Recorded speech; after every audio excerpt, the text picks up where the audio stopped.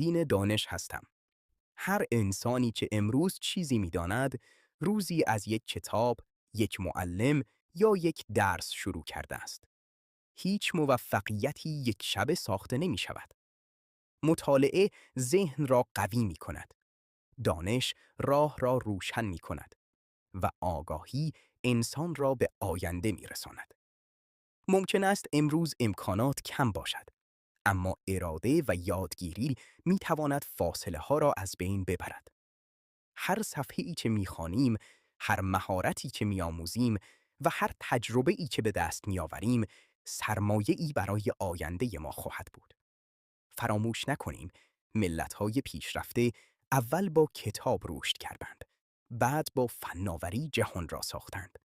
بیایید مطالعه را به عادت روزانه خود تبدیل کنیم، زیرا آینده از ذهن‌های آگاه ساخته می شود.